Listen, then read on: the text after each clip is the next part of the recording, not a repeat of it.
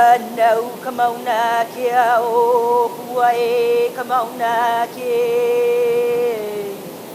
o a kia ke kane o papa valinu ra wahine ha nau hoku he wahine ha nau haloa he ali ha nau ka mauna he ke hi mauna na ke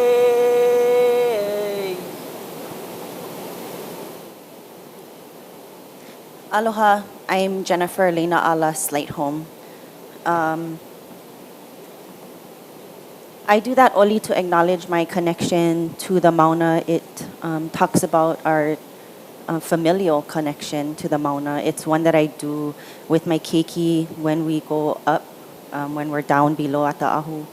And I'm here today primarily to speak about the moratorium and how it affects me personally. I think we have enough people that can talk about other things, and we have thousands of pages of transcripts from the contested case hearing that you folks can revisit for other information. But mahalo to Maile David and to Kaiali'i Kahele for bringing this forward and allowing us to speak on it.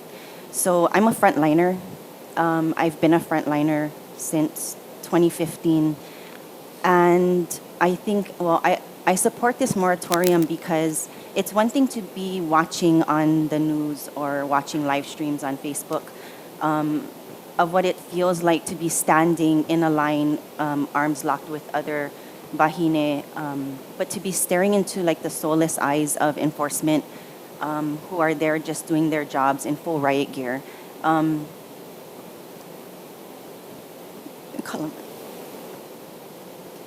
to be standing in that line and looking over and seeing my adult children looking over at me, and to reassure them from that line that I'm okay, that we are all okay.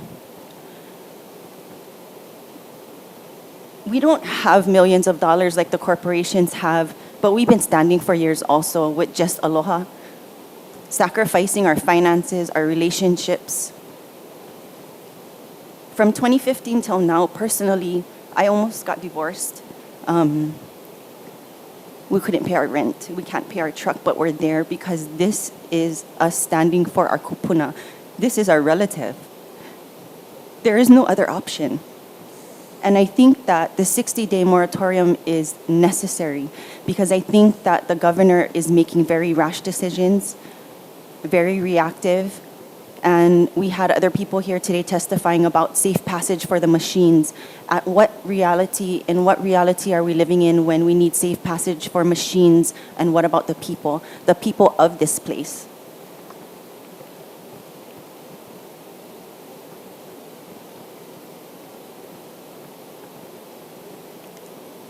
And while I was standing in that line, to be quite honest, looking into eyes of officers that we have no pilina with that have been flown over, I had to find comfort in the faces that I did recognize from our own communities and feel safe that our daycare and our police department that know us were there hopefully to protect us too. And so that's pretty much all I have to say, but I support this 60-day moratorium, and mahalo all of you folks for giving us this space to speak.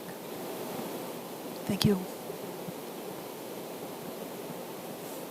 O alika paka kai kua ana kaliuna ka wahine o Daniel ka o ke kane no ho pulawa ahan o ia o John Henry ke kumu ka o he kane o Rosa ke lani ko huia ka wahine o John Henry ke kumu ka o ke kane no ho pulawa ahan o ia o Cecilia makai o lawa ka lani ke kumu ka o he wahine o Cecilia makai o lawa ka lani ke kumu ka o ka wahine o Avelino Eri de Los Reyes ke kane no ho pulawa ahan o ia o Ernest Kiloha Reyes Senior he kane o Joanne Victoria Vera ka wahine o Ernest Kiloha Reyes Senior ke kane no ho pulawa ahan o ia o Joanne Victoria makai o lawa ka lani Reyes he wahine o Joanne Victoria makai o lawa ka lani Reyes ka wahine o Jose Rodriguez ke kane no ho pulawa ahan o ia o Vau o Stelina Victoria ho kulani ku ui po haali I maile wahine nui Reyes he wahine Aloha mai kapo. My name is Hopulani Reyes, for short. And I always start with my ho'okuaho because in all that I do, my kupuna will always hold me strong in everything that I do. I'm an emotional speaker because for so long we've been silent. And I'm only 26 years old. But it's something that's been passed on through genealogy and something that I'm trying to understand myself. I was born and raised in Miloli'i, somewhere that we know the importance of our environment and our resources, somewhere that we survived for years up for our kai and up of our aina. And I was 21 years old when I stood up at Mauna Kea in 2015 with my tita here, frontline. 21 years old. I was a kumu then and I'm a kumu now. And for so long, I was trying to figure out who I am and what do I stand for. And on the 17th of last week of July, kupuna were getting arrested. And it was only until the enforcement officers who showed up in riot gear, who approached us in that manner, is when we took that stand to protect the kupuna. No more kupuna were to get arrested. And in that time, that was a visual of what I'm doing. I'm not only protecting our physical kupuna, but I'm protecting Mauna Kea as my kupuna. My kupuna has always taught us to speak for our keiki.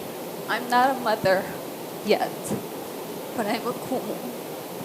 I'm an auntie, and I'm a daughter, I'm a granddaughter, and I will speak for everybody who cannot find their voice yet.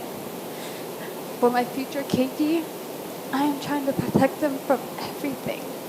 I'm here because I want them to know that it is okay to be afraid, it is okay to be anything.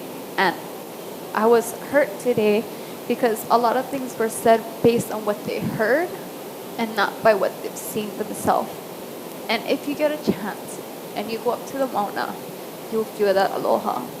I've had to come down 2 days ago to Ho'omaha and to rest for myself. But as I came down, there wasn't anybody exchanging aloha with me like they do up there. So I am in complete support of Senator Kaikahe's opposition. I mean for the 60-day rest, because in Hawaii it is very important to Ho'omaha. It is very important to Ho'oponopono after something that's been so heavy. So if I may ask you, if you don't stand for something, you will fall for anything. So it is very important that you represent our people and you show Governor Ige what it's really like to be the voices of your kanaka. Mahalo. Thank you.